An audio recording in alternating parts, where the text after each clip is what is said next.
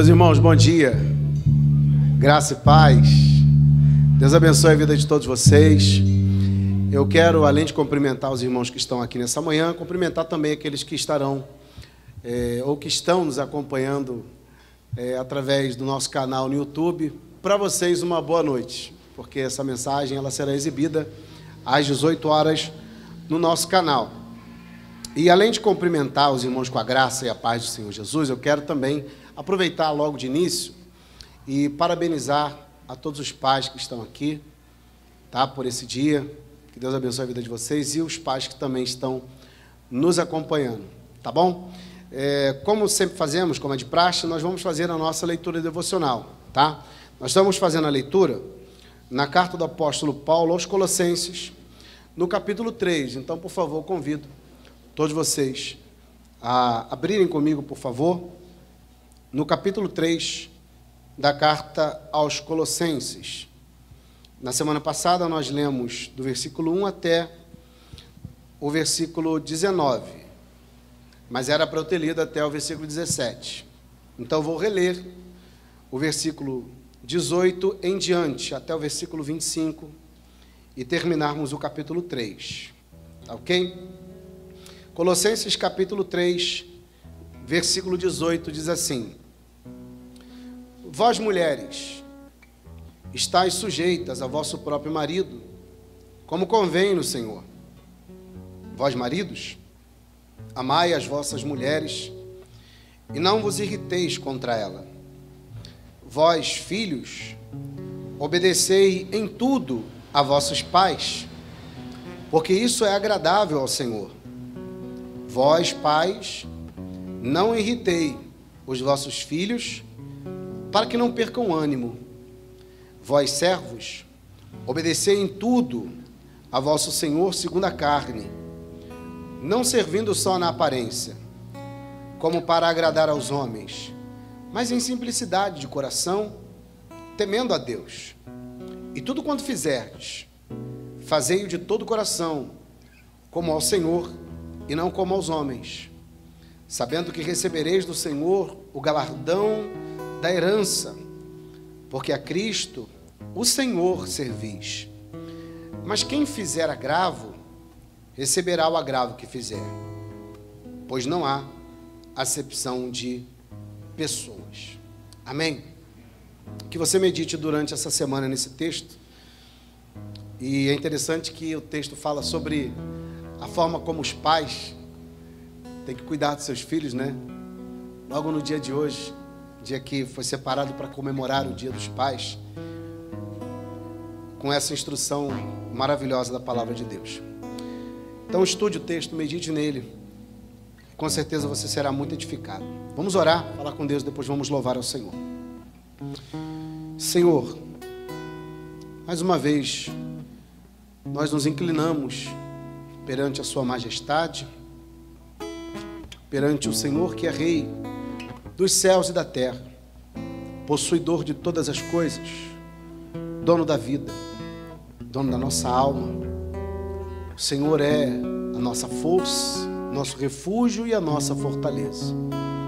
A Ti rendemos graça, rendemos adoração e pedimos a Ti, Senhor, nessa manhã, que nos cubra com a Sua misericórdia, que derrame sobre nós a Sua graça, perdoando os nossos pecados, limpando os nossos corações, nos purificando, para que possamos nos apresentar diante de Ti como um cheiro agradável.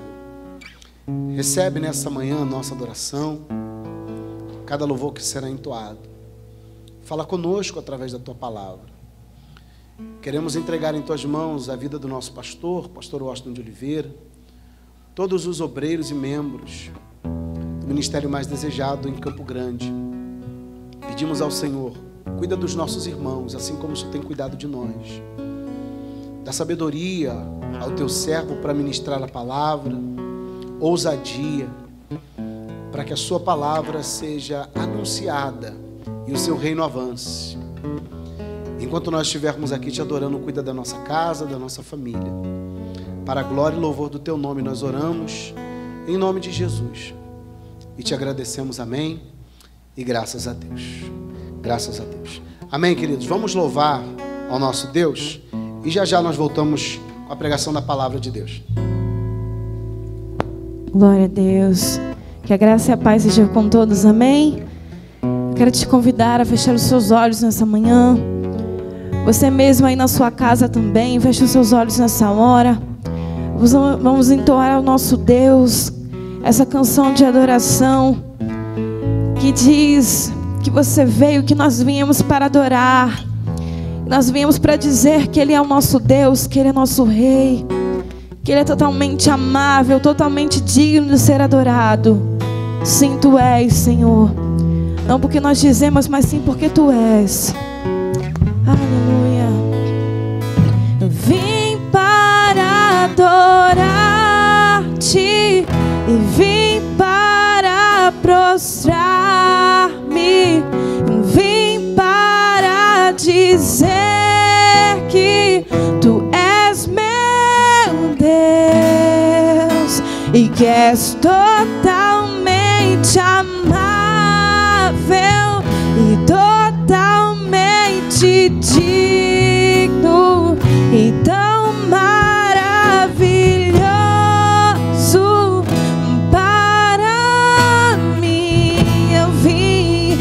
Eu vim para diga Ele, eu vim para prostrar-me, eu vim para, com gratidão a Ele. Tu és meu Deus e que és totalmente amável e totalmente, Tu és tão maravilhoso para mim.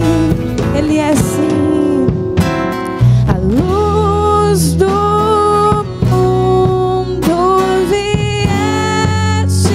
à terra pra que eu pudesse te ver.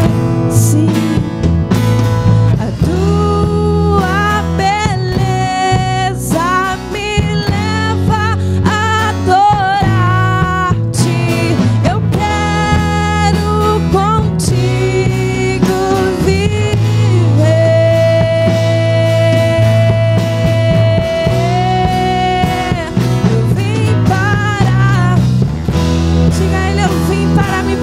Senhor, nós viemos para te dizer,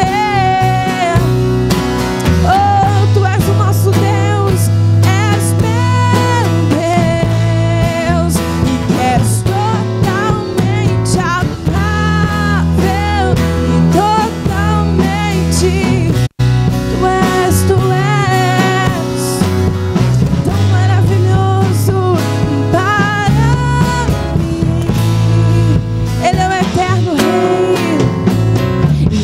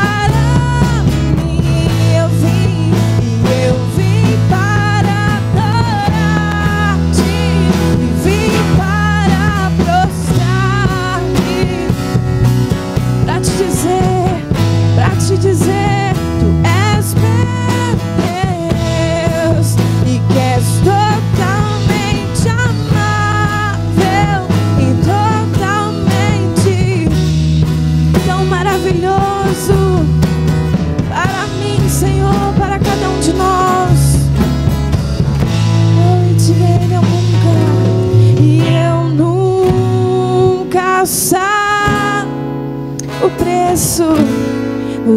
preço dos meus pecados lá na cruz. Eu nunca saberei o preço dos meus pecados lá na cruz, e eu nunca saberei o preço dos meus pecados lá na cruz, e eu nunca saberei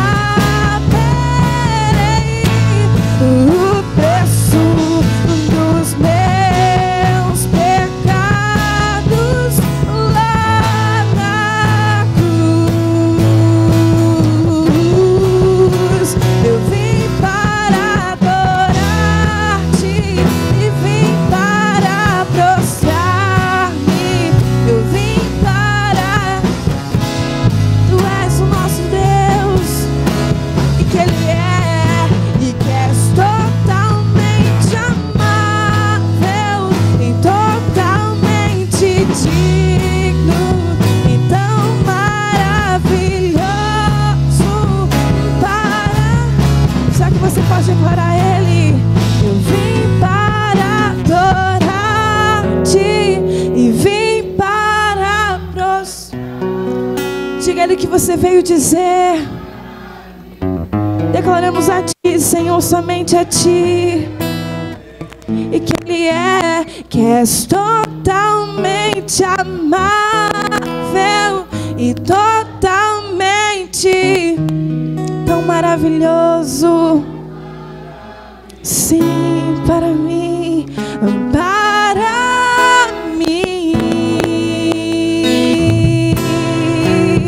Ele é assim, tão maravilhoso. Tu és Jesus, tão maravilhoso, digno de ser louvado, digno de ser engrandecido. Tu és o motivo da nossa adoração, da nossa alegria, o motivo do nosso viver, Senhor. A vida que nós temos vem de Ti. Caminhamos por Ti, Senhor. Seguimos o Teu caminho da verdadeira vida. Oh, Jesus, tudo passa nessa terra, tudo mudará, tudo está mudando, mas o Teu reino, que é inabalável, permanece eterno. Eterno, assim como Tu és eterno, Senhor. Nós Te engrandecemos, nós Te adoramos, pois nós somos gratos por fazer parte, Senhor, fazer parte deste reino, sempre eterno, sempre inabalável. A Tua igreja Te adora nessa manhã, Senhor. A Tua igreja Te adora nessa noite também. Nos curvamos diante de Ti para dizer que Tu és Rei, Senhor. Louva Ele de todo o teu coração nessa manhã e no seu lugar. Diga a Ele. Os reinos se abalam, os povos se curvam, as bocas se abrem e as mãos se levantam para dizer que Tu és o Rei, para dizer que Ele é o Senhor, sim, para dizer que Tu és o Senhor. Sim, os reinos se abalam, os povos se curvam, as bocas se abrem e as mãos se levantam para dizer que Tu és o Rei, que não há outro não, para dizer que Tu és o Senhor, e que o reino dEle e o Teu reino é sempre eterno, firmado em misericórdia, justiça e igualdade, bondade e fidelidade. A tua igreja te adora, Jesus. A tua igreja te adora. Declaramos a ti, Senhor, que o teu reino é sempre eterno, totalmente. Justiça e igualdade, bondade e fidelidade. A tua igreja te adora. Sim, a tua igreja te adora. Quando tudo passa, os reinos se abalam. Diga a ele: povos se curvam, as bocas se abrem e as mãos se levantam, só para declarar isso a ele, para dizer que tu és o rei, para dizer que tu és o Senhor, para dizer que tu és o Senhor.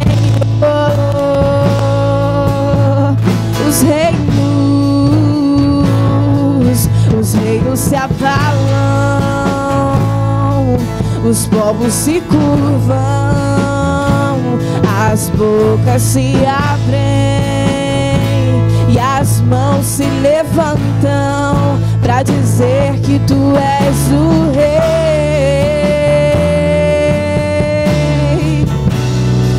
para dizer que tu és o Senhor, e para dizer que tu és o rei, para te declarar, para dizer que tu és o Senhor.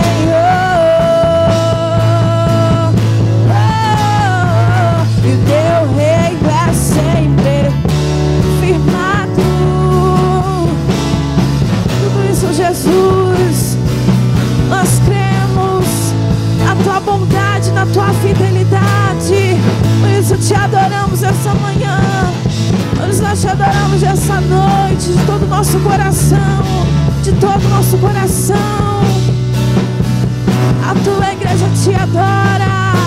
Oh, o teu reino, e o teu reino é sempre eterno, firmado em misericórdia, justiça, igualdade, bondade e fidelidade. A tua igreja te adora. Nós somos ela, a tua igreja que adora.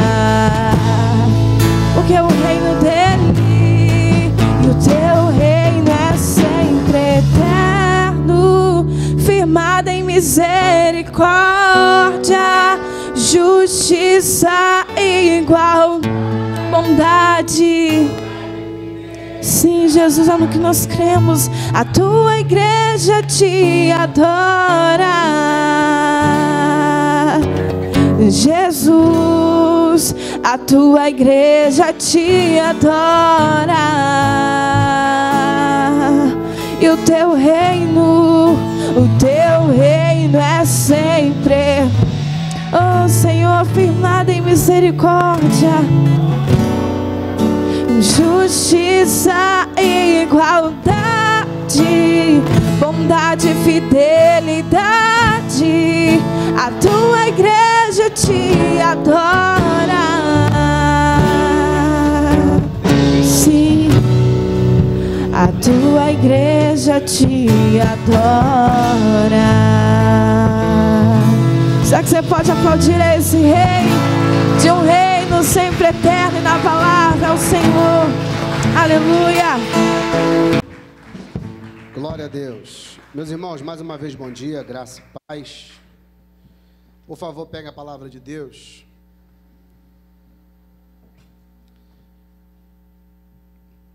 Hoje, depois de muitos meses, nós vamos finalizar o Evangelho de João. Vamos terminar lendo todo o capítulo 21. Não há por que dividir o capítulo 21, porque há um tema central neste capítulo, que é o tema que nós vamos tratar nessa manhã. João, Evangelho de João, capítulo 21. Por favor, leia comigo os 25 versículos deste capítulo. Com paciência. Amém? Evangelho de João, capítulo 21, versículo 1 diz assim: Depois disso, manifestou-se Jesus outra vez aos discípulos junto ao mar de Tiberíades, e manifestou-se assim. Estavam juntos Simão Pedro, Tomé, chamado Dídimo, Natanael, que era de Caná da Galileia, os filhos de Zebedeu e outros 2 dos seus discípulos. Disse-lhe Simão Pedro: Vou pescar. Disseram-lhe eles: Também nós vamos contigo. Foram e subiram logo para o barco, e naquela noite nada apanharam. E sendo já amanhã, Jesus se apresentou na praia, mas os discípulos não conheceram que era Jesus. Disse-lhe, pois, Jesus: Filhos, tendes alguma coisa de comer? Responderam-lhe: Não.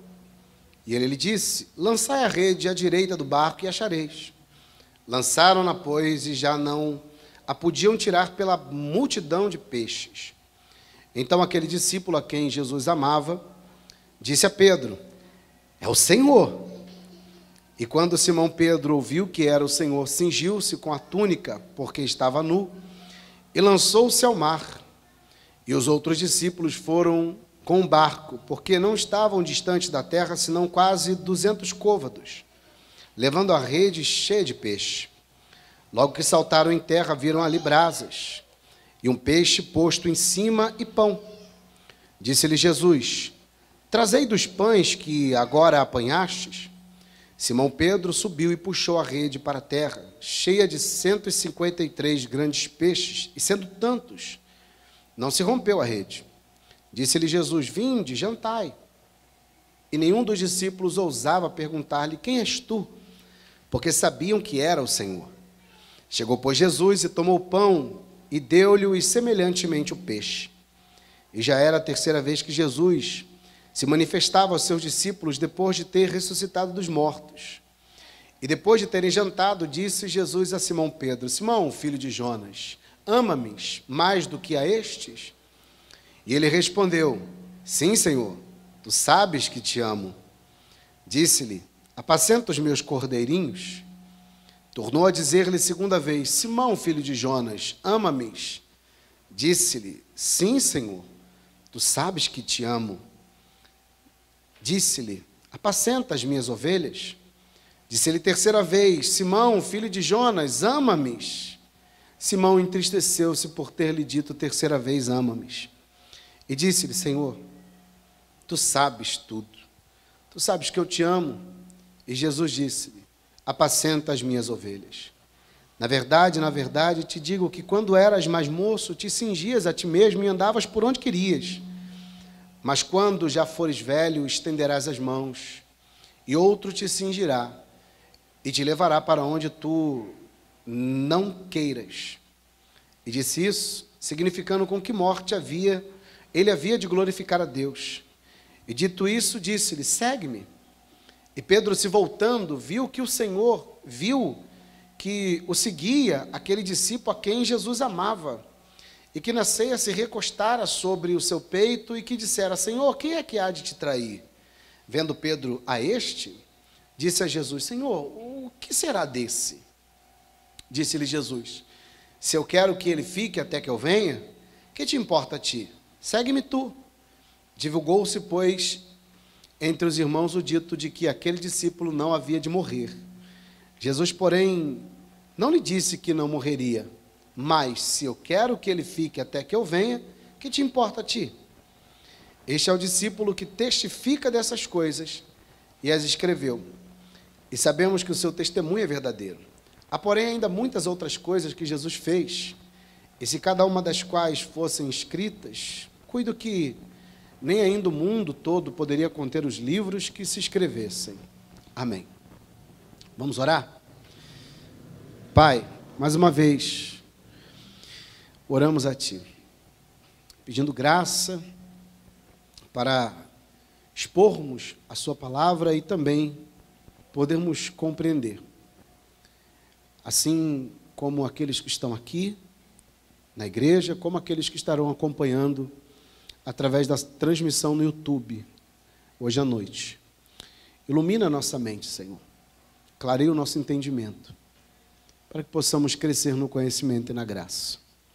Nos ensina, nos edifica, transforma a nossa vida através do ensino da Sua palavra. Que haja conversão, cura, libertação, restauração, para a glória e louvor do Teu nome. Em nome de Jesus nós oramos. Amém. E graças a Deus. Amém, meus irmãos. Podem poder sentar, por favor.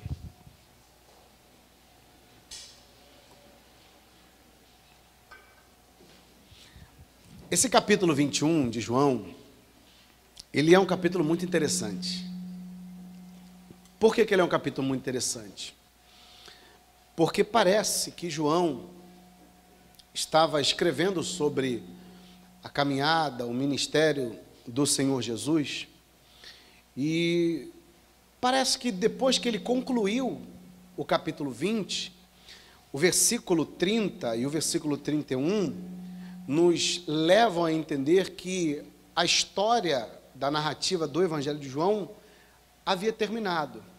Porque depois de tantos relatos, dos 7 milagres que ele narrou, realizados pelo Senhor Jesus, ele termina o capítulo 20 dizendo o seguinte, versículo 30 e 31 foi o texto inicial da semana retrasada. Ele disse assim, da semana passada, né? Jesus disse, versículo 30, Jesus, pois, operou também, em presença dos seus discípulos, muitos outros sinais que não estão escritos nesse livro. Estes, porém, foram escritos para que creais que Jesus é o Cristo, o Filho de Deus, e para que, crendo, tenham vida em seu nome. Dá a entender que ele está terminando toda a construção do seu evangelho. Mas, de repente, do capítulo 21, ele vai contar uma história que nenhum dos outros evangelistas contaram. Mateus, Marcos e Lucas não contam esse episódio que ele vai contar aqui no capítulo 21. E eu já estudei várias vezes esse capítulo, já li várias vezes esse capítulo, mas ontem à noite, eu estava lendo o texto mais uma vez, deitado na cama, cheguei cansado do trabalho, fui ler. E me veio uma pergunta, por que João decidiu falar desse episódio? Já que nenhum dos outros evangelistas falou dele. Eles não se preocuparam em falar disso. E talvez João tenha tido o seguinte pensamento. Nenhum dos evangelhos contou a história de Pedro, o final da história de Pedro, porque praticamente conta a história final da história de Pedro. Todos os outros evangelhos mostraram a vida de Pedro do início do seu chamado lá no Mar da Galileia, até o dia da sua negação. Pedro nega Jesus. E depois Jesus aparece para Pedro, assim como ele aparece para os demais, nas 2 vezes que ele apareceu depois da sua ressurreição. Conta que Pedro, ele chorou e se arrependeu, mas não fala nada além disso. Parece que João deve ter pensado o seguinte, a história de Pedro precisa ter um desfecho. As pessoas precisam conhecer o que aconteceu no final da vida de Pedro, ou praticamente o final da sua caminhada com Cristo ressurreto e o Cristo vivo na terra. Então eles precisam saber, porque nenhum dos outros evangelistas contou. Então, como o evangelho de João foi o último evangelho a ser escrito, parece que mesmo depois que ele terminou a construção do evangelho, dos feitos de Jesus, ele parece que pensou, opa, peraí, deixa eu contar para aqueles que irão ouvir e ler o texto, o que se deu de Pedro, o que aconteceu de Pedro, porque o evangelho parece que não conclui a história dele. Então eu vou contar a história de Pedro, o final da história de Pedro, o que aconteceu, porque os outros não contam, então eu faço questão de contar.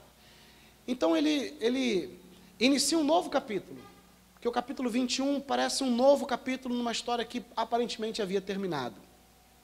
E aí ele começa a dizer que Jesus apareceu uma terceira vez para os discípulos, e ele explica essa terceira vez. Ele diz que eles estavam pescando, Pedro estava junto com os seus discípulos no mar. Provavelmente, não se sabe o tempo que se deu entre a segunda aparição do Senhor Jesus, quando já estava com Tomé, quando Tomé viu o Senhor Jesus. Não se sabe quanto tempo passou dessa aparição entre Pedro e Tomé, até essa agora que a gente está narrando. Não se sabe o tempo. Mas ele quer contar, ele faz questão de contar. Então ele diz que estava Pedro e os outros discípulos sentados na praia, um olhando para o outro, sem saber o que fazer. De repente Pedro olha para os discípulos e diz: eu vou pescar. Vou pescar. E como Pedro era o mais velho, e também era o líder daqueles discípulos, eles, influenciados por esse líder, eles disseram: então a gente vai também. Se você vai pescar, a gente vai também. Todos eles subiram no barco, prepararam as redes e ficaram a madrugada inteira pescando. A madrugada inteira pescando. Você já conhece o texto, essa é a segunda pesca maravilhosa que vai acontecer. Parece que João está fazendo um paralelo entre a primeira pesca, porque foi na primeira pesca que eles foram chamados.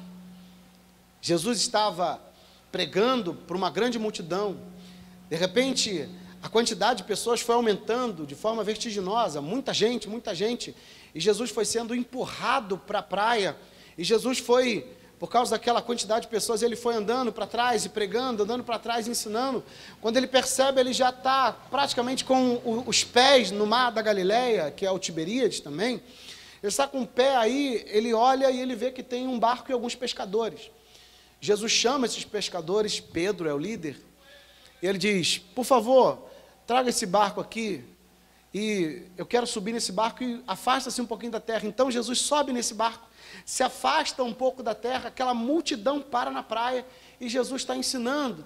Depois que Jesus terminou de ensinar, Jesus olhou para os discípulos e disse: olha, vão para o mar alto, avança um pouquinho mais, e lançai a rede.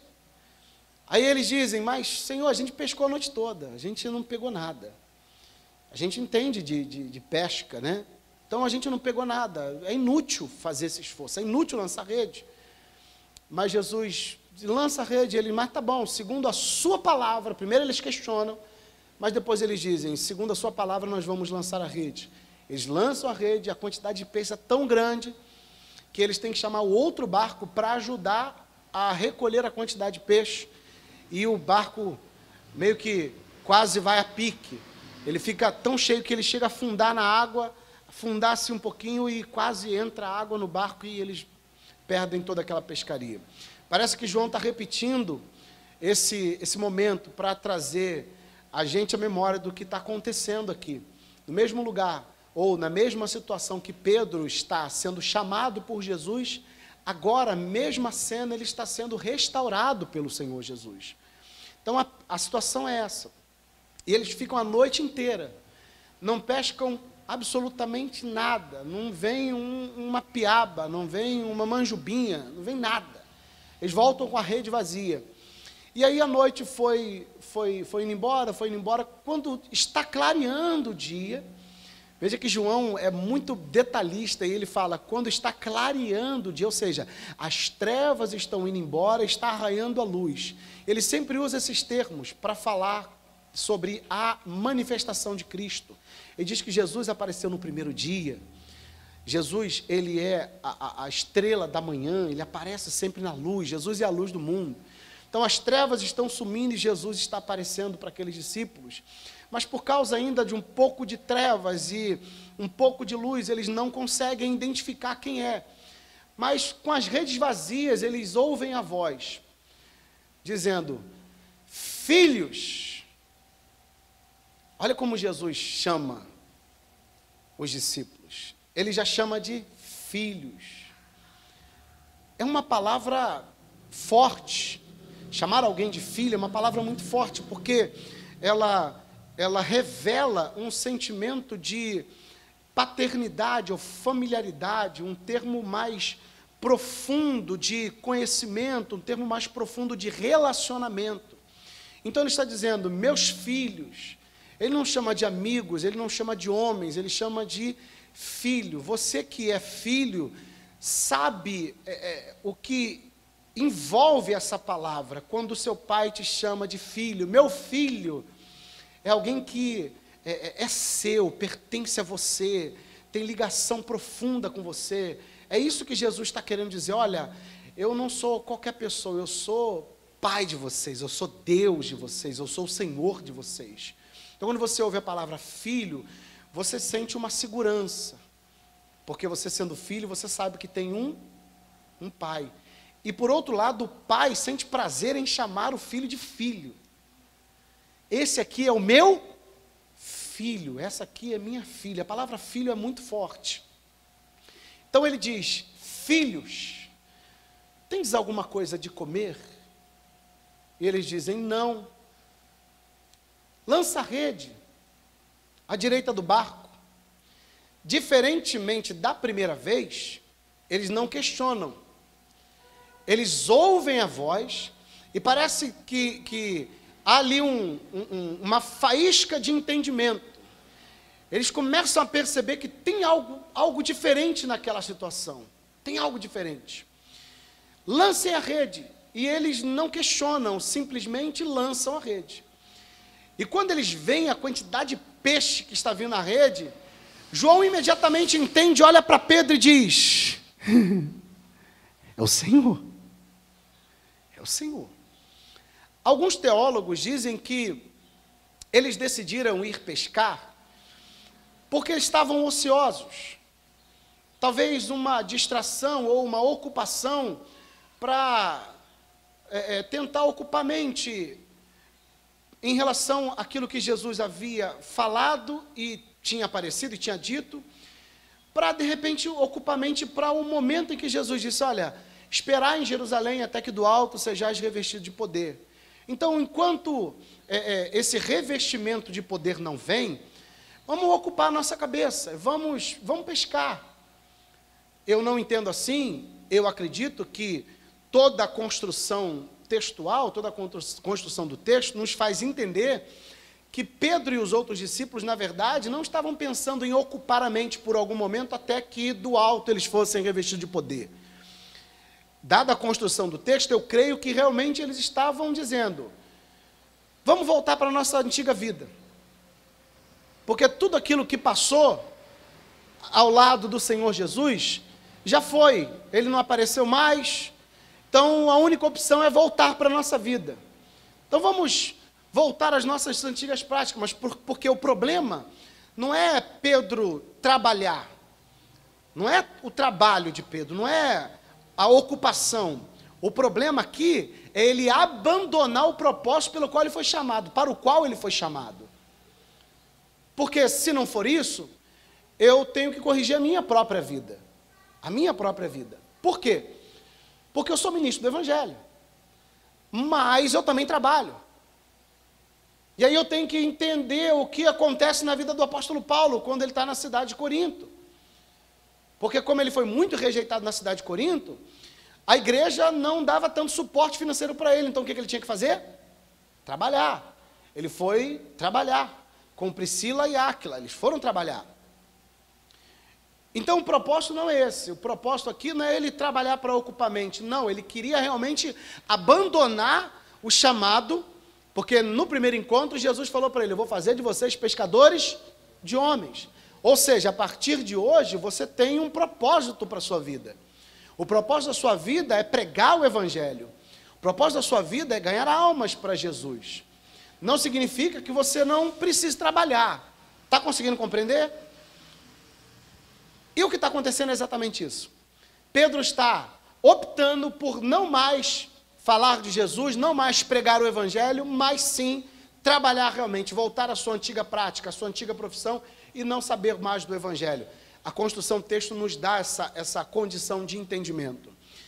E quando o João olha para ele e diz assim, é o Senhor que está ali, ele percebe, opa, É a minha oportunidade. Ele já estava sentindo falta de Cristo já há algum tempo, da última para essa aparição, então ele já estava muito triste, amargurado, por isso que ele abandona tudo e volta ao trabalho. E o engraçado no texto, o texto diz é que ele no barco para pescar, ele tirou a roupa. Ele tirou a roupa para subir, ele não estava completamente nu. Mas quando a Bíblia se refere dizendo que ele está nu, na verdade ele está com aquela, o que hoje a gente chama de roupa íntima ou cueca. Ele estava usando uma roupa por baixo que ela vinha até aqui. Vinha até aqui, depois por cima um roupão. Então ele tinha tirado a roupa toda e estava só com essa parte de baixo cobrindo, pescando. Mas por que ele tirou? Ele tirou para não molhar a roupa, porque foi pescar, mas colocou para mergulhar. Ele tirou para não se molhar, mas colocou para mergulhar. É estranho, não parece? Não parece estranho? Ele subiu no barco para não molhar, ele tira a roupa. Mas quando ele olha ao longe e vê que é o Senhor Jesus que está lá, e João diz, olha, é o Senhor, ele coloca a roupa e mergulha. Por que ele não mergulhou sem roupa? Do jeito que ele estava? Mas ele botou a roupa e mergulhou. Provavelmente a intenção de Pedro é o seguinte, aquele lá é o meu Senhor. Eu não posso me apresentar diante dele de qualquer maneira. Eu tenho que ter reverência, eu tenho que ter temor diante dele. Então eu tenho que me cobrir. Aí ele coloca a roupa, mergulha e corre até o Senhor Jesus. E quando ele chega lá, tem um braseiro com peixe e pão para eles comerem. Mais um detalhe que João acrescenta no texto, parece que é uma cena construída para a gente se lembrar do que aconteceu com Pedro, porque a última vez que a palavra brasa no grego aparece no texto, a mesma palavra brasa é a única que aparece quando Jesus está sendo carregado para o sinédrio para ser condenado, diz que Pedro parou no braseiro para se aquecer.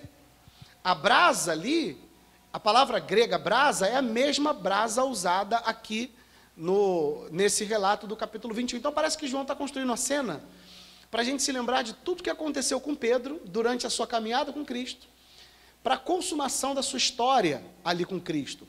E se a gente for falar de Pedro aqui, da história dele, a gente vai citar muitos detalhes. O encontro com ele no mar da Galileia, esse encontro. Pedro vendo Jesus curando a sua sogra. Pedro, Tiago e João vendo Jesus se transfigurar. Pedro passando por momentos de altos e baixos com o Senhor Jesus, quando Jesus está dizendo, eu vou para Jerusalém, eu vou morrer, e Pedro começa a dizer, não, Senhor, tenha misericórdia de ti mesmo, não faça isso, não vai. Ele diz, arreda-te de mim, Satanás, para trás de mim, Satanás.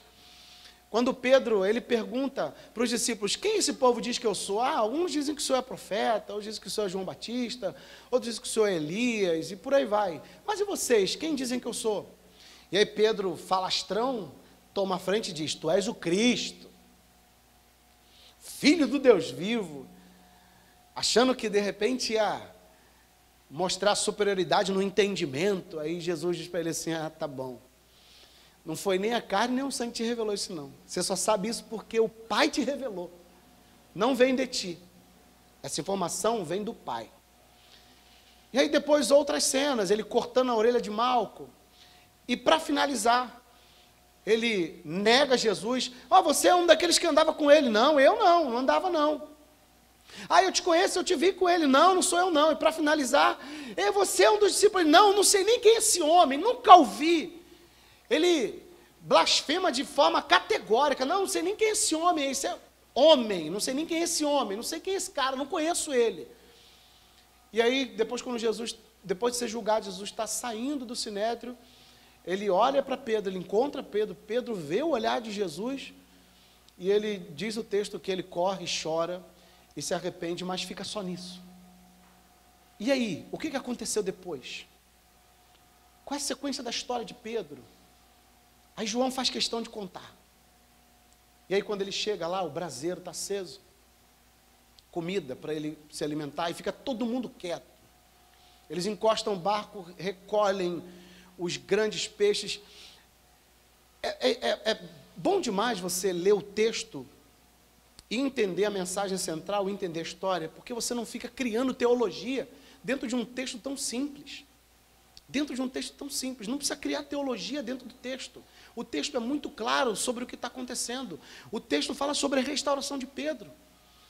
Mas tem gente que fica, por causa do século XX, a tal da teologia rema, fica tentando encontrar mistério no texto. Eu já vi pessoas pegando aqui, dizendo, por que Jesus disse, por que eles pegaram 153 grandes peixes? Por que foram 153? Aí ficam fazendo somas mirabolantes, contando histórias mirabolantes, para tentar trazer um mistério, como é dito, né? Um mistério para explicar algo que a Bíblia não está dizendo. Que a Bíblia não está dizendo. Eu cheguei a ouvir um pastor ensinando, inclusive para mim, que o significado dos 153 é que cada letra do hebraico representa um número. E o número 153 representava o nome Betzalel. Betzalel, que aí remete a Bezalel, lá no Antigo Testamento, quando Deus entregou para Moisés a planta do templo, e disse, eu vou dar sabedoria para Bezalel e a Oliabe. Vou descer o Espírito sobre eles e eles vão construir coisas que eles nunca construíram. Vão fazer coisas que nunca construíram, que nunca fizeram. Eles vão ter uma sabedoria instantânea, mas depois vou tirar. E aí tentam construir uma teologia com a ligação dos 153, com Bezalel e a Oliabe, e fazem uma bagunça terrível. Sem lógica. Sem lógica nenhuma. 153 grandes peixes são 153 grandes peixes. E ponto. Para dizer que a pesca foi muito grande. Foi uma pesca, um milagre muito grande. Um milagre que só pode ser atribuído a alguém que seja divino. Simples assim, não tem mistério. E eles recolhem os 153 grandes peixes, e normalmente eles contavam os peixes para poder distribuir entre aqueles que estavam pescando, para dividir. E aí eles recolhem os 153 grandes peixes, sentam na margem, e ninguém tem coragem de olhar para ele e perguntar, você é Jesus? Não. Eles sabem que é Jesus, eles entendem que é Jesus, mas ninguém tem coragem de perguntar. Eles simplesmente sentam, comem e observam. Talvez não tenham tido tanta certeza assim, ou por causa da questão do dia ainda nascendo, então eles ficaram meio assim, mas eles sabiam que era o Cristo, porque um sinal daquele, um milagre daquele que foi realizado, só o Cristo poderia realizar. Só o Senhor poderia realizar. Então eles sentam, comem, e num dado momento da refeição, Jesus se direciona a Pedro. Direciona a Pedro. Ele olha para Pedro, versículo 15. Vamos ler. E depois de terem jantado, disse Jesus a Simão Pedro, Simão, filho de Jonas, ama-me mais do que a estes? Ou seja, o seu amor por mim é maior do que o amor que esses homens têm por mim? Você me ama mais do que eles me amam? A questão da pergunta é essa, você me ama mais do que esses homens? E ele respondeu, sim, Senhor, tu sabes que eu te amo. E ele disse, apacenta as minhas ovelhas. Aí Jesus volta a comer. Daqui a pouco Jesus vira para Pedro de novo e diz, Pedro, você me ama? Aí Pedro responde, sim, Senhor, eu te amo. Aí volta de novo comer. Daqui a pouco ele olha para Pedro, ô Pedro, você me ama? Aí Pedro se entristece, porque Jesus perguntou a terceira vez, e ele diz, Senhor, tu sabe todas as coisas, tu sabe que eu te amo. A mensagem aqui também é muito clara. Jesus pergunta 3 vezes, ouvindo 3 vezes a declaração, não que Jesus precisava ouvir, mas faz parte do processo de restauração, o convencimento. Pedro, tu me amas 3 vezes, porque Jesus havia sido negado por ele 3 vezes. Por isso 3 vezes. Mas o que é legal na construção do texto é que você vai perceber que a palavra grega, na pergunta de Jesus, a palavra amor no grego que Jesus usa é diferente da palavra amor que Pedro responde. Porque a palavra em grego amar, são quatro palavras. Uma é ágape, que é amor sacrificial. A outra é philos, que é amor de amizade. A outra palavra grega é storge, que é amor de paternidade, né, fraternal, amor de família. E o outro é eros, que vem de erótico, que é amor sexual. E as duas palavras gregas que estão aqui, elas são ágape e philos. Então Jesus olha para Pedro e diz assim, Jesus nas duas primeiras usa ágape. Ele diz assim, Pedro, tu me ágape, ou tu me amas de amor sacrificial? Só que quando Pedro responde, ele responde diferente, ele diz, eu te filo, ou eu gosto de você, eu gosto. Aí Jesus pergunta a segunda vez, tu me ágape, ou tu me amas de amor sacrificial? E ele responde a segunda vez, não, eu te filo, ou eu te amo com amor, eu gosto de ti, gosto com amor de amigo, de amizade. Só que quando Jesus pergunta a terceira vez, Jesus pergunta, Pedro, tu me filos? Ou seja, tu gosta de mim? Aí ele, Senhor, tu sabe todas as coisas, não adianta mentir? Adianta mentir? Adianta dizer que ama com amor ágape, quando na verdade o amor é só superficial? Sim ou não? Não. Por isso que ele diz, Senhor, tu sabe todas as coisas. Tu sabe que o meu amor pelo Senhor não é o amor ágape. Pedro está sendo humilde aqui em reconhecer que o amor que ele está tendo, que eles têm por Cristo ali, é um amor filos, é um amor, eu gosto. Eu confesso que eu ainda não te amo como o Senhor deve ser amado. E essa humildade de Pedro é a porta de entrada para a sua restauração. Porque como é que alguém que cai como Pedro caiu, como é que alguém erra como Pedro errou, como é que alguém falha feio como Pedro falhou, pode ser restaurado se não assumir que realmente ele não era aquilo que ele dizia que era. Porque Pedro dizia, se o senhor for preso, eu vou com o senhor. Demonstrando aparentemente um amor ágape. Se o senhor for preso, eu vou com o senhor. Se tiver que ir à morte para o senhor, eu vou. Eu vou. Eu te amo de forma ágape, sacrificial, eu dou minha vida pelo Senhor. E vou te falar mais. Eu não sou como esses outros aí não, tá? Esses aí, não, eu te amo mais do que eles. Por isso que a pergunta, tu me ama mais que a estes? Eu te amo mais do que esses, eu estou disposto a ir onde o Senhor tiver que ir, se tiver que morrer, eu vou morrer, se tiver que ser preso, eu serei preso, mas eu te amo, Senhor. Eu te amo muito, eu te amo de forma ágape. Mas ele, depois da sua falha, entendeu que o que ele sentia por Cristo, na verdade, não era um amor ágape. Ele, na verdade, não era quem ele pensava que era. Pedro, o tempo todo, estava se enganando. E a circunstância, a situação, a sua falha, a sua queda, mostrou quem realmente ele era e qual era a intensidade do seu amor pelo Senhor Jesus. E as falhas que nós cometemos, as quedas que nós temos, elas têm esse intuito também. Nos revelar quem de fato nós somos e o que nós realmente sentimos pelo Senhor Jesus. Porque nós somos mestres em bater no peito, dizer para Deus e o mundo que amamos o Senhor. Amamos. Não sou servo do Senhor, eu sou fiel a Deus.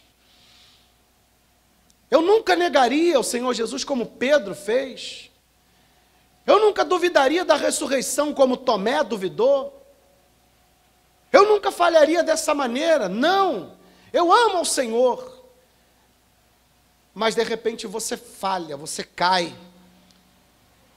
E é nessa falha que você percebe que realmente você não era tudo aquilo que você achava que era. Que ainda falta muita coisa na sua caminhada. E quando você reconhece isso, você está abrindo uma porta. É a porta da sua restauração. É a porta da mudança de vida. É como se você estivesse dando uma declaração para o Senhor, dizendo: Deus, eu não te amo como eu deveria. Eu não sou fiel ao Senhor como eu deveria, porque eu falhei, eu caí. Eu neguei o Senhor, eu pequei. Tem misericórdia da minha vida. Pedro responde para ele: Senhor, tu sabes de todas as coisas, tu sabes que o meu amor por ti não é um amor ágape. E a Bíblia diz que ele se entristece. Tu sabes, Senhor, que eu não te amo como deveria amar. Tu sabe todas as coisas. Tu sabe que eu só te filo, tu sabe que eu só gosto do Senhor. Tu sabe disso. Mas mesmo assim Jesus diz para ele o seguinte: então, apacenta as minhas ovelhas. De certa forma, Jesus está dizendo: olha, eu sei que você errou, sei que você falhou, mas eu vim aqui para te restaurar. Eu vim aqui para mostrar para você que eu não te chamei para pescar peixe, eu te chamei para pescar homens. Esse é o teu chamado. Você não pode abandonar esse propósito e voltar à sua antiga vida. Você quer pescar? Pode pescar, não tem problema, é teu sustento, é como você vai sustentar. Mas o propósito primário da sua vida é cuidar dos meus cordeirinhos, é apacentar os meus cordeirinhos. Aí você pega esse texto e apresenta para um preterista. O preterista ensina que nós não temos pastores, que não existe mais pastor, que só tem um pastor, que é Jesus Cristo. Claro que Jesus Cristo é o nosso pastor. Mas o que ele está dizendo para Pedro aqui? Pedro, você vai cuidar das minhas ovelhas. Eu entrego um rebanho nas suas mãos para você cuidar. Eu entrego o meu povo nas suas mãos. É claro que não é só para Pedro. Ele está fazendo isso com todos os discípulos, os apóstolos. Mas aqui ele está restaurando a fé de Pedro, porque Pedro, de forma terrível, assim como Judas, negou a Cristo. Negou, então ele precisa restaurar Pedro, para fazer Pedro lembrar qual é o chamado dele. Qual é o propósito de vida de Pedro a partir do momento em que Jesus se manifestou naquela praia? A cena é a mesma. Pedro, eu estou restaurando você agora. Você me negou 3 vezes, mas você já declarou 3 vezes que me ama.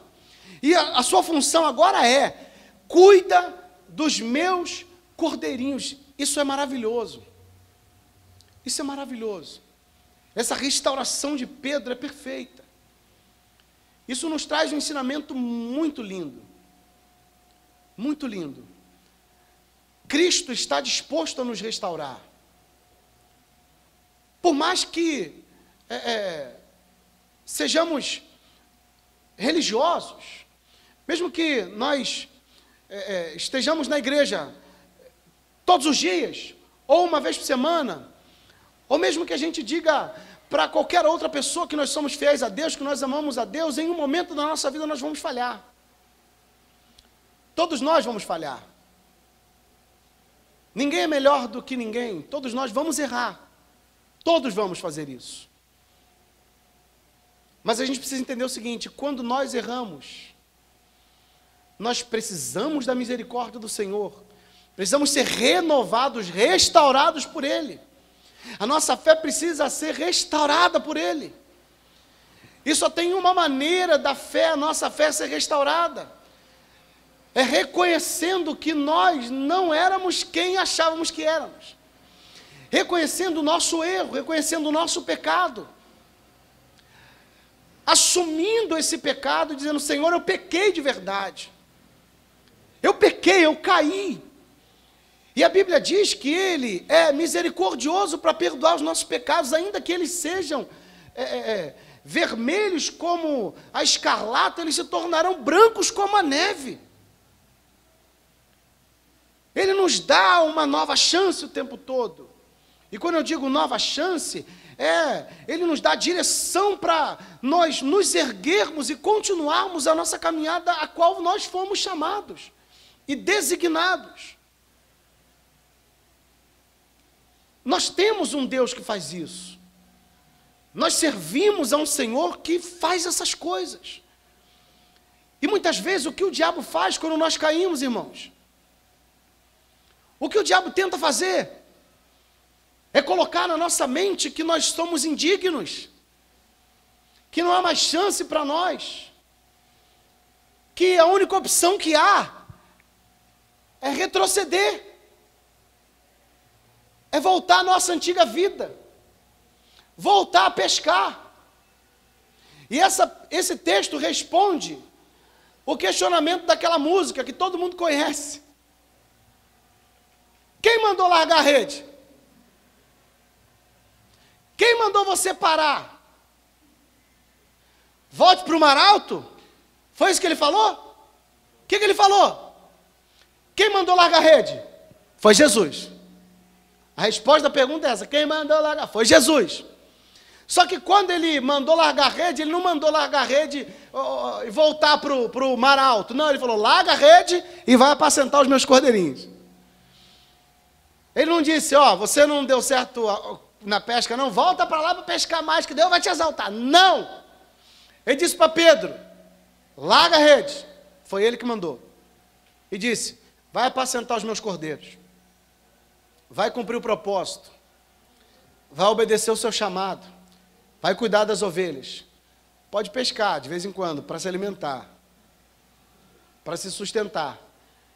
Mas o propósito primário da sua vida não é rede.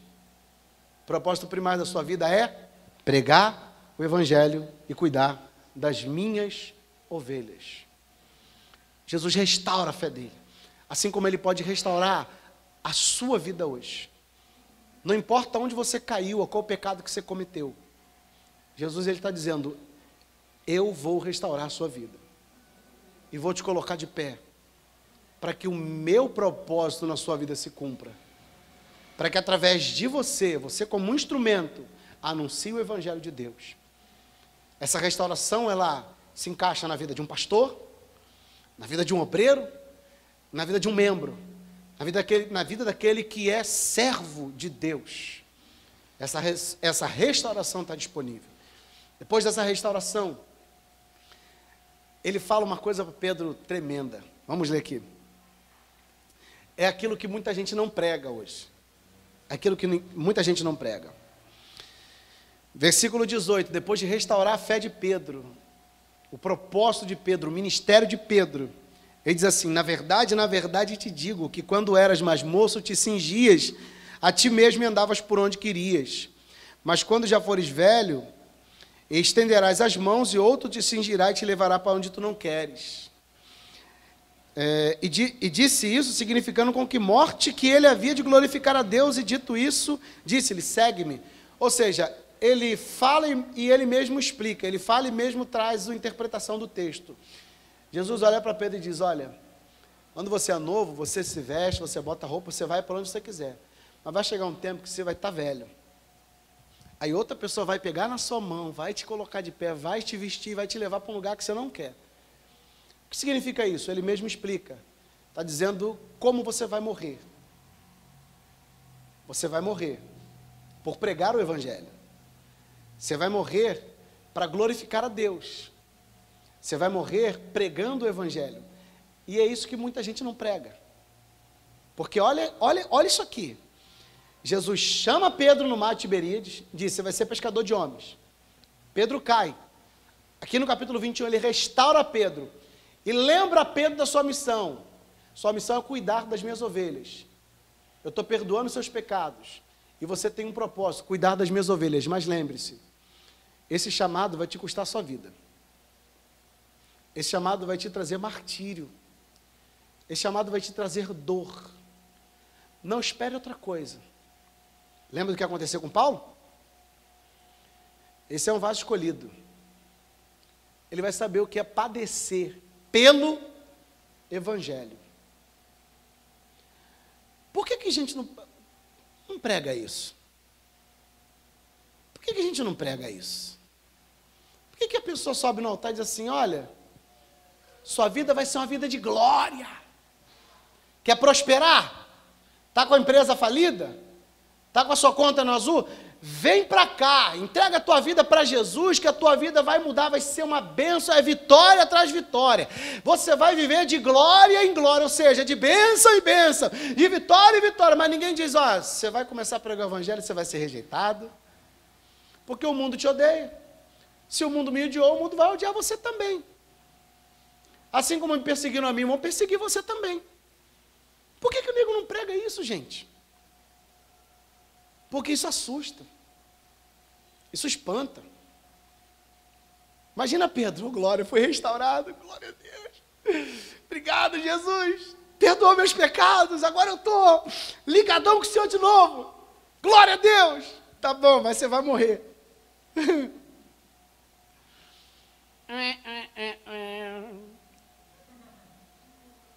Imagina isso. Aí a pessoa está endividada, com problema no casamento, doente, cheia de problema, de miséria, vício. Aí ela entra na igreja. Aí o pastor diz assim, se você entregar a vida para Jesus, você vai estar salvo. Vai para o céu, uma coroa de glória esperando você, a sua recompensa no galardão. Lá no céu você vai ter descanso, lá no céu você vai ter paz. Deus vai enxugar todas as suas lágrimas, não haverá dor, não haverá morte, não haverá... Aí você, oh glória! Oh glória! Eu quero! Mas primeiro, você vai ser perseguido aqui na terra. Você vai padecer aqui na terra. Por causa do meu nome. O mundo vai te odiar. E tem mais, você vai morrer. Você vai morrer. Isso não acontece no Brasil. Ainda. Mas acontece lá fora. E muito. Oriente Médio, Coreia do Norte. Isso acontece. Mas você vai morrer. Como é que você acha que esse cara vai se comportar? Ele, opa! Espera aí. Lágrimas enxugadas, sem doença, sem morte, eternidade, galardão. Só lá no futuro? Ah, quero não. Eu quero glória agora. Aí aparece um pastor para ele e fala assim, então é comigo, vem aqui para a minha igreja. Aqui na minha igreja eu vou te ensinar a viver de glória em glória, porque aqui eu não vou falar sobre esse negócio, isso é conversa fiada, negócio de inferno, não, o negócio é prosperidade, o negócio é prosperidade. Você está sem carro? Vamos orar aqui, você vai dar uma oferta, Deus vai te dar um carro. Está sem casa? Deus vai te dar a casa de praia, porque Jesus tinha casa de praia. Jesus tinha casa de praia lá em Cafarnaum, ele tinha. Uma casa no litoral. Você tem casa de praia, conta bancária no azul, você vai poder fazer viagem, Deus vai te abençoar, rapaz, olha isso. Aí o cara, opa, é aqui nessa terra? Não é depois não, né? Não, é aqui. Então tá bom, aí eu quero. Então fica aqui com a gente na igreja. Ah, então vou ficar aqui na igreja. Aí o cara começa, tem oferta para dar? Não, vende sapato. Peraí, tem alguma coisa de errado. Meu aluguel, não quero saber se o teu aluguel está atrasado. Tira aí e dá de oferta aqui, rapaz. Você não quer prosperar? A Bíblia diz, dá e ser-vos-á dado. Boa medida, recalcada, sacudida e transbordada. Então dá. Dá porque você vai receber. Infelizmente, esse é o evangelho que o povo prega. Esse evangelho aqui de que você vai morrer, ou você vai padecer, ou você vai ter dificuldades, ou a sua vida não será fácil, a sua vida será uma vida de lutas, de angústias, de aflições, de perseguição, de dor, por causa do meu nome, do meu evangelho. Isso não é pregado, mas é o que Jesus está deixando claro para Pedro. Pedro, eu te perdoo, Pedro, você está perdoado, você foi restaurado, volte a pregar a palavra, esse é o teu propósito. Mas já vou deixar claro, você vai morrer por minha causa, você vai morrer pelo meu nome, você vai morrer pelo evangelho, mas a sua morte vai trazer glória para Deus. Você prefere viver trazendo glória para si e morrer e perecer no inferno? Ou você prefere viver sentindo dores e aflições, mas morrer trazendo glória para Deus? E no final de tudo, vida eterna e vida em abundância. Eu prefiro vida eterna, mas pregando o Evangelho, vivendo o Evangelho de Cristo, mesmo que doa. É esse o Evangelho que Cristo está pregando para Pedro. E esse é o Evangelho que nós temos que entender que fomos chamados para viver. Se esperarmos de Cristo somente nessa vida, somos os mais miseráveis. Porque Cristo não nos prometeu nada nessa vida. Absolutamente nada. É o que Ele está dizendo para Pedro. Pedro, não espera nada nessa vida, porque você vai morrer aqui. Você vai ser perseguido, você vai ser afligido, mas isso tudo é para a glória de Deus. A morte de um justo, a morte de um santo, ela tem o intuito de glorificar a Deus. Então rejeite o Evangelho que diz que você vai reinar aqui na terra, porque esse Evangelho que traz glória para o homem na terra, prosperidade para o homem na terra, e bênção para o homem na terra, não é um Evangelho que glorifica a Deus. O Evangelho que glorifica a Deus é aquele Evangelho que você prega a verdade, que você é perseguido, que você é afrontado, que você sente dores, mas que quando você morre, você recebe um galardão eterno. E esse é o Evangelho que traz a glória para Deus. Porque o mundo não vai amar aqueles que são dele porque não amaram ele. Então rejeite o Evangelho que fala que você vai viver de glória em glória. A glória não é sua, a sua vida, o seu chamado, o propósito de vida pelo qual você foi chamado é um só: glorificar a Deus através da sua vida e até mesmo através da sua morte. É para isso que você foi perdoado, é para isso que você foi chamado. E é por isso que Jesus está falando para Pedro agora: eu te chamei, você caiu, eu te perdoei, você tem um propósito que é pregar a minha palavra, pregar o Evangelho, e esse trabalho que eu te dei vai te trazer martírio. Não espere outra coisa do mundo a não ser o martírio, a rejeição, a dor, o sofrimento. Esse é o Evangelho, Pedro. E quando os discípulos ouvem isso, versículo 20, quando Pedro ouve isso, Pedro, né? É interessante o que vai acontecer agora. Deixa eu beber uma água aqui. Pedro, depois que Jesus falou para ele: você vai morrer pelo Evangelho, Pedro diz assim o texto, versículo 20. E Pedro, voltando-se, viu que o seguia aquele discípulo a quem Jesus amava, João, e que na ceia se recostara também sobre o seu peito e que dissera: Senhor, quem é que há de te trair? Pedro se volta e vê que quem está seguindo Jesus, andando atrás dele, é João. Aquele mesmo que perguntou para Jesus: quem é que vai te trair? Aquele que na ceia estava recostado assim no peito de João. E aí olha o que Pedro faz. Pedro vai assim: Senhor, tudo bem, o Senhor disse que eu vou morrer. Eu vou morrer, quando eu estiver mais velho eu vou morrer, vou cumprir o propósito, vou morrer. Mas e esse aqui? O que vai acontecer dele? Passa até dois irmãos, né? Dois irmãos que um olha para o outro e fala assim: ô pai, você está me batendo por quê? Não vai bater nele não? Por que só bateu em mim e não bateu nele? O meu pai, já contei essa história para os meus filhos, eu conto sempre para eles. O meu pai, cara, ele me descia a lenha. Meu pai me bateu de cinto, meu pai me bateu de borracha de sofá, meu pai me bateu de fio, ripa de caixote. Aí uma vez meu pai é terrível. Foi criado na favela, né? Talvez se meu pai não tivesse feito tudo isso comigo, eu não teria me tornado o homem que eu sou hoje. Talvez eu teria me envolvido com tráfico de drogas. Talvez eu teria sido traficante, estaria preso. Meu pai tinha toque de recolher. Quero mais ninguém 10 horas na rua. Ninguém. Aí meu pai uma vez falou assim, brigando com meu irmão mais novo, Rafael, meu pai falou assim: William, pega a correia lá que eu vou dar uma no Rafael. Aí eu, opa, meu irmão vai apanhar. Vai tomar, não é só eu que apanho não, vai apanhar também. Aí eu corri e peguei a tesoura. Pensando na tesoura do salão, gente. É porque eu vou trabalhar hoje. 3 horas. Aí eu fui lá, peguei a correia. Quando eu peguei a correia, entreguei pro meu pai, vá, meu irmão pegou no meu braço e falou assim, tu vai apanhar também porque tu queria ver o teu irmão sofrendo. Vá. Aí apanhava os dois.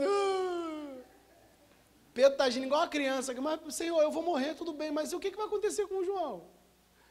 O que vai ser dele? Aí Jesus... Olha o que Jesus fala. E Pedro, voltando, viu o Senhor que seguia aquele discípulo a quem Jesus amava, e que nascesse e recostara também sobre o seu peito, que dissera, Senhor, quem é que te há de trair? Vendo Pedro a este, disse-lhe, Senhor Jesus, o que vai acontecer com ele? Ele está preocupado agora com a vida do irmão. Ele não está preocupado só com o chamado dele. Ele falou, Senhor, será que sou eu que vou sofrer? Será que sou eu que vou morrer? Ele morreu depois crucificado, de cabeça para baixo, né? Mas, Senhor, será que sou eu que vou morrer? E o que vai acontecer com ele ali? O que vai acontecer? Aí Jesus disse para ele assim, disse-lhe Jesus, se eu quero que ele fique até que eu venha, o que te importa a ti? Segue-me tu. Divulgou-se, pois, entre os irmãos o dito de que aquele discípulo não havia de morrer. Jesus, porém, não lhe disse que não morreria. Mas, se eu quero que ele fique até que eu venha, o que te importa a ti? Como Jesus estivesse dizendo para ele assim, por que você está preocupado com João? Se eu quiser que ele fique vivo até quando eu voltar, ele vai ficar. Isso não importa a você. Não importa qual é o que vai acontecer com João. Você fica quietinho e me segue. É isso que ele está dizendo. Aí, por causa desse dito, algumas pessoas começaram a dizer assim, Jesus disse que João vai ficar vivo até quando Jesus voltar. E ele não vai morrer. Mas aí no próprio... E isso, como eu já falei sobre os preteristas pegam esse texto para justificar a teologia deles de que Jesus já voltou. Porque segundo os preteristas são aqueles que interpretam a Bíblia como já consumada. Tudo que está aqui já aconteceu. Livro do Apocalipse, tudo já aconteceu. É só um livro histórico. E que, na verdade, os evangelhos não são evangelhos, são livros históricos e que evangelho mesmo é só as cartas de Paulo. Porque Jesus pregou o evangelho do reino, o apóstolo Paulo pregou o evangelho da graça. Eles dizem que tem 2 evangelhos. Rapaz, isso é uma briga terrível. Mas olha, o texto é muito claro. Aí eles dizem que João ficou vivo até a volta de Jesus. E que Jesus voltou quando o general Tito invadiu Jerusalém, no ano 70, destruiu Jerusalém. Essa destruição, essa calamidade que se instaurou em Jerusalém no ano 70, foi a volta de Cristo. Cristo voltou ali, né, naquele período. E eles dizem que esse texto aqui está dizendo, está vendo como é que Jesus voltou no ano 70? Porque João ficou vivo até Jesus voltar. Mas Jesus esclarece o texto, João esclarece o texto. Ele está dizendo, se eu quero que ele fique até que venha. Não, Jesus está dizendo, não importa. Se eu quiser que ele fique até que eu venha. E aí, o que você tem a ver com isso? Compreendeu o texto? Simples assim. Aí o versículo 24, para finalizar. Este é o discípulo que testifica dessas coisas e as escreveu. E sabemos que o seu testemunho é verdadeiro. Há, porém, ainda muitas outras coisas que Jesus fez. E se cada uma das quais fossem escritas, cuido que nem ainda o mundo poderia conter os livros que se escrevessem. Amém. Então, esse texto, o que podemos tirar de aplicação para a nossa vida desse texto? Cristo está disposto a restaurar a nossa vida. Perdoar nossos pecados, seja lá quais forem. Seja lá quais forem os pecados. Tirando o pecado da apostasia, da heresia. Porque, como João diz, é o pecado para a morte. Eu falei de manhã sobre isso. Está disposto a perdoar os nossos pecados, restaurar a nossa vida e nos fazer lembrar sempre do nosso propósito. Todo cristão, entenda isso, todo cristão, seja ele pastor, obreiro ou membro da igreja, todos nós temos um propósito, um chamado, Lembrem-se, a Bíblia nos trata como corpo. E no corpo, todos os membros são importantes, todos os membros têm uma função. O cabeça é Cristo. Mas a mão tem uma função, as mãos têm uma função, os pés têm outra função, os troncos têm, o tronco tem, a cabeça tem a função, que o cabeça é Cristo. Assim como as pernas precisam dos braços, os braços precisam da perna. Imagina um corpo sem orelha, defeituoso. Imagina um corpo sem olhos, sem boca. A boca diz, não, eu sou importante, vou sair daqui. Posso viver sozinho. Não existe isso. Nós somos um corpo. E por sermos um corpo, temos que andar juntos no mesmo propósito. Qual o propósito? Pregar o... Não é porque você não é pastor que você não pode pregar o evangelho. Você foi chamado para isso. Como Pedro foi chamado para isso. Todos nós fomos chamados para isso. E temos que entender que além de sermos chamados para isso, nós vamos pagar um preço por pregar esse evangelho. Não pagar um preço para Deus, mas vamos pagar um preço diante de Deus, porque os homens não vão querer nos ouvir. Os homens vão nos odiar. Mas a nossa recompensa não vem do homem. A nossa recompensa ela vem do Senhor que criou os céus e a terra. E essa recompensa, ninguém, jamais, em tempo algum, de maneira nenhuma, terá condições de nos tomar essa recompensa. Espero que Deus tenha falado com você nessa manhã. Se você falhou, se você errou, negou a Cristo, percebeu que você não era quem você pensava que era, Deus hoje está restaurando a sua fé, colocando você de pé novamente, dizendo que Deus tem misericórdia da tua vida e que não se esqueceu de você. Ele nunca se esquece daqueles que são seus. Amém? Creio que essa foi a intenção de João em acrescentar esse capítulo na sua narrativa dos evangelhos. Amém? Vamos ficar de pé e vamos orar?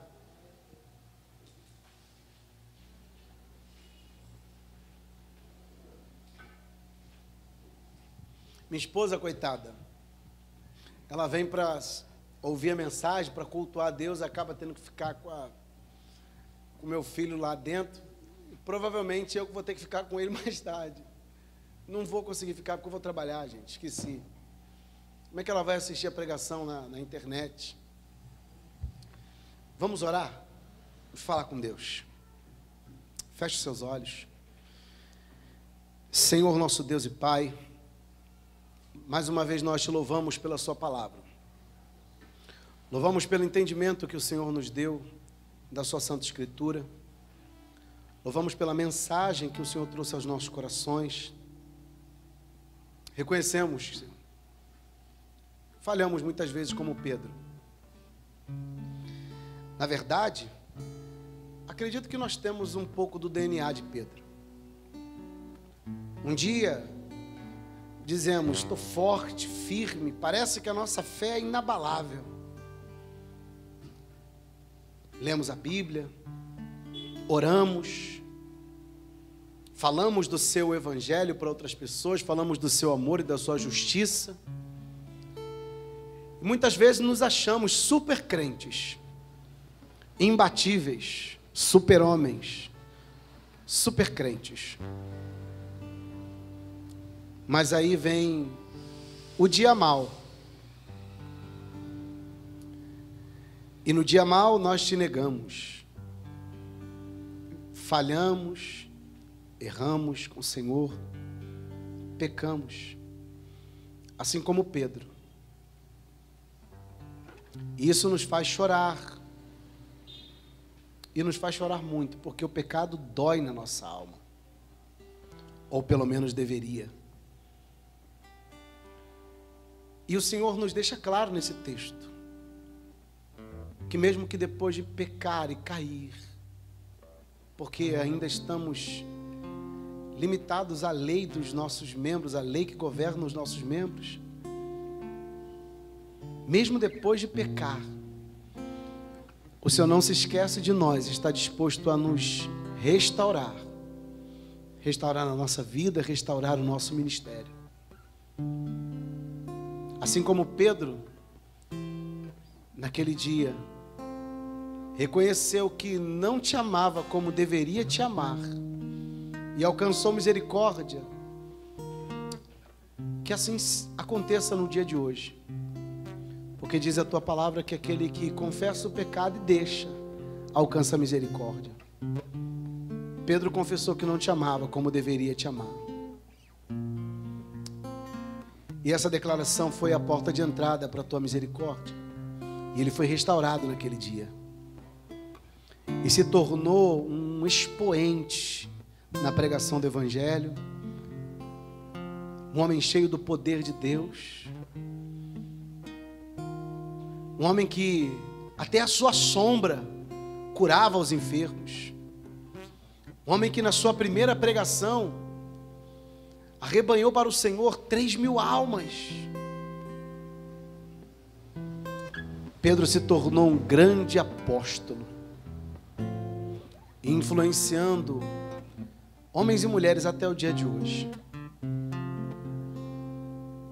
E no final da sua vida, sofreu martírio. Sofreu martírio pelo seu nome e para glorificar a Deus. Que assim aconteça também na vida desse homem e na vida dessa mulher que caiu. E por muitas vezes o diabo condenou, dizendo: não há mais jeito para você, não tem mais saída, volte para a sua antiga vida, abandone tudo isso, larga tudo isso. Não tem mais jeito para você, a melhor opção agora é você desistir desse negócio de ser crente, desistir desse negócio de pregar evangelho, desistir desse negócio aí, de ser obreiro, de ser pastor, de servir a Deus. Larga isso, você caiu, volta, retrocede, volta para pescar, volta para a sua antiga vida. É assim que o diabo faz com muitas pessoas, é assim que ele age. Mas o Senhor Jesus nunca desiste daquele que pertence ao seu rebanho. Mesmo que o diabo venha e tente nos enganar com estratégia ardilosa, o Cristo vem com a sua palavra e diz: eu não esqueci de você, eu te restauro, eu perdoo o seu pecado, você está perdoado. Se levanta para cumprir o seu chamado, se levanta para a sua caminhada, porque é longa, e através da sua vida Deus será glorificado. Ó Deus, tem misericórdia de nós, nos perdoa como o Senhor perdoou Pedro, nos limpa, nos lava, nos purifica. Põe de pé esse homem, põe de pé essa mulher, para que ele continue a sua jornada, a sua peregrinação, o seu chamado, mesmo sabendo que esse chamado vai trazer dor, mesmo sabendo que esse chamado vai trazer martírio, mas é para isso que nós fomos chamados, Senhor. E temos a certeza que no final da nossa carreira poderemos dizer aquilo que o apóstolo Paulo disse: combati um bom combate, uma vida de guerra, uma vida de luta, não uma vida de glória em glória, de vitória em vitória, é bênção, não. Combati o bom combate, acabei a carreira e guardei a fé. Tanto a minha vida, que foi alcançada e perdoada, restaurada pelo Senhor Jesus, quanto a minha morte, tem um único intuito: glorificar o nome do nosso Deus. Senhor, a minha oração é essa neste dia. Tanto aqueles que estão comigo aqui pela manhã, quanto aqueles que estarão ouvindo essa mensagem à noite, que eles sejam alcançados por essa mensagem, restaurados, se levantem desse buraco que Satanás tenta de todas as maneiras prendê-lo, que ele se levante, seja restaurado pelo Senhor e volte à sua peregrinação, ao seu propósito, para que através da vida desse homem e dessa mulher, através da nossa vida, o seu nome seja glorificado. Essa é a minha oração, Senhor, neste dia, para a glória do teu nome, em nome de Jesus. Amém, Senhor. Graças a Deus. Continue com seus olhos fechados. e vamos falar com o Senhor. Diga para Ele na sua oração: Senhor, eu achava que eu te amava de forma ágape, mas as minhas falhas me mostraram que eu te amo de forma filéu. O meu amor pelo Senhor não é como deveria. Me perdoa, Senhor. Tem misericórdia da minha vida. No momento em que você confessar esse pecado, no momento em que você se humilhar na presença dEle e clamar pela sua misericórdia, Ele vai te colocar de pé. Ele vai te colocar de pé e restaurar a sua vida. Vamos louvar ao Senhor.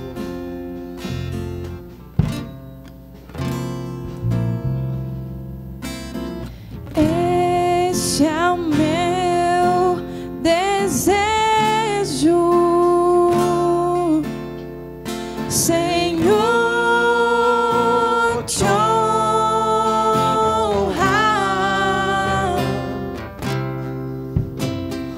com meu coração, te adorar.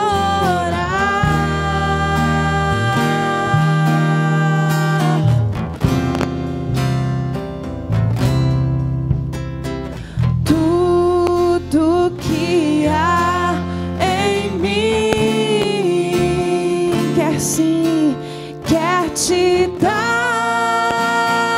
louvor.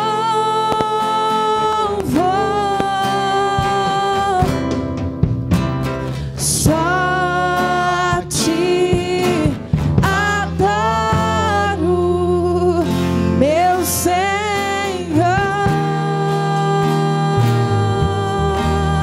meu Senhor.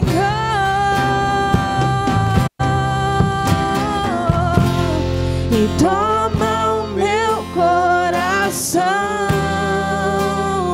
e toda a minha alma. Eu vivo só pra ti, sempre que eu respirar, cada vez que eu acordar, seja o teu querer em mim. Louve ao Senhor, igreja. Adore a Ele. Aleluia. Aleluia. Oh, glória. Santo Deus. Diga, este é o meu desejo. Este é o meu desejo, Senhor, te honrar, Senhor, te honrar. Aleluia. Com meu coração te adorar.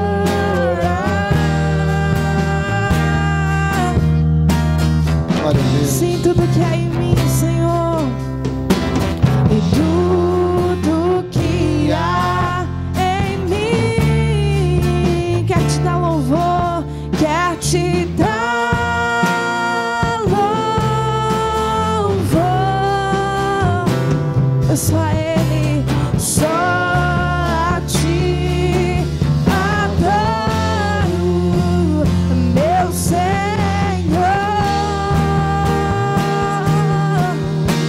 A ti, Senhor, nós clamamos.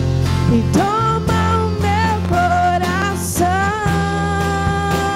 e toda a minha alma. Eu vivo só pra ti, sempre que eu respirar, e cada vez que eu acordar, seja o teu querer em mim. E toma o meu coração e toda a minha alma. E eu vivo só pra ti, sempre que eu respirar, cada vez que eu acordar,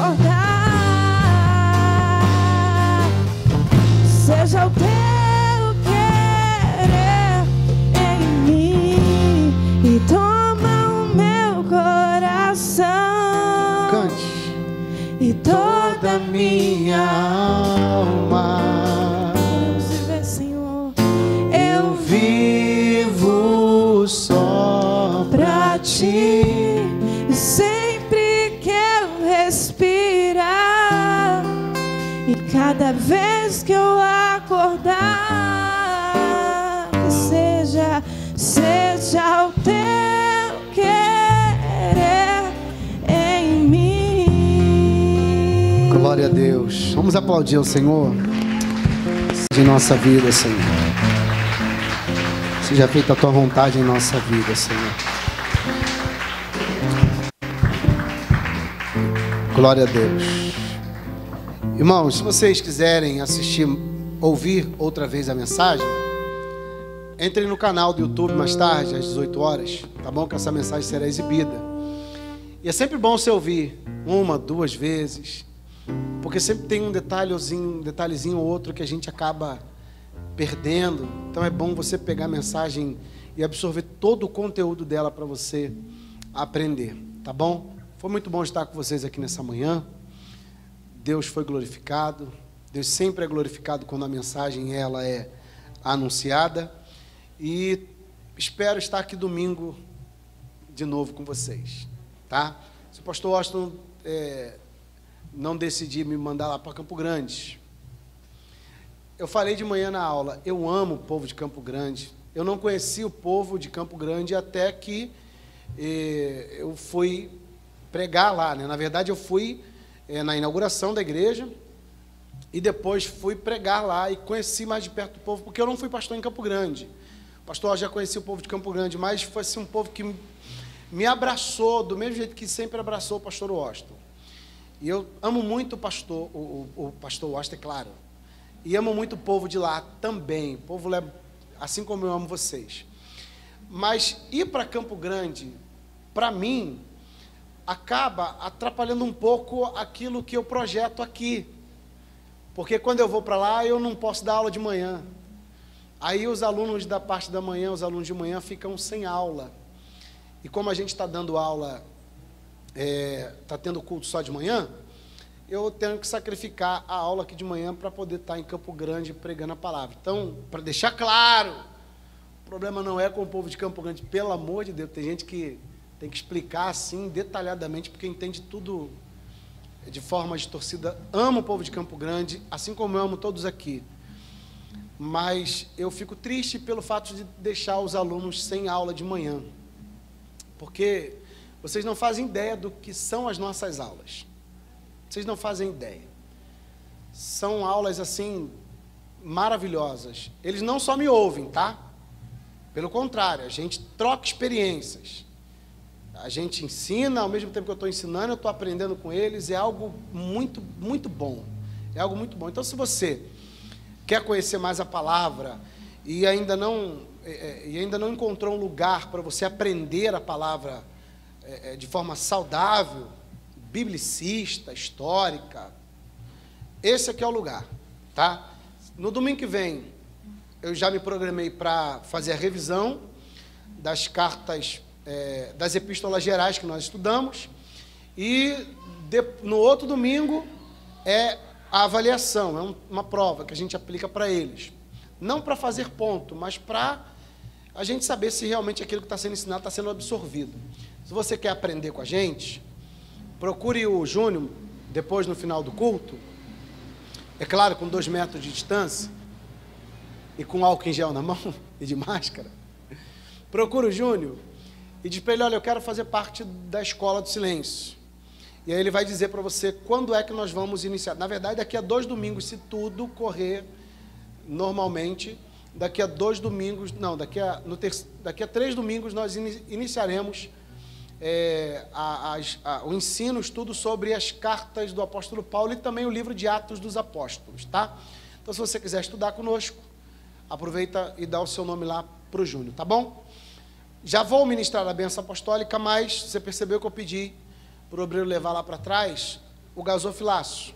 Então, depois que eu ministrar a bênção apostólica, para não ter aglomeração aqui na frente, conforme você for saindo, vai depositando a sua oferta e as suas primícias lá no Gasofilaço. Amém? Que Deus abençoe a vida de todos vocês. Tenham um bom domingo. Mais uma vez, feliz Dia dos Pais para aqueles pais que estão aqui e feliz Dia dos Pais para vocês que nos acompanham pela internet, pelo YouTube, tá bom? Que Deus abençoe todos vocês. Que a graça do nosso Senhor Jesus, o grande amor de Deus, nosso Pai, a comunhão e a consolação do Espírito Santo esteja com você e com você permaneça, não somente hoje, mas para todo sempre. Amém. Tchau, pessoal. Deus abençoe a vida de cada um de vocês.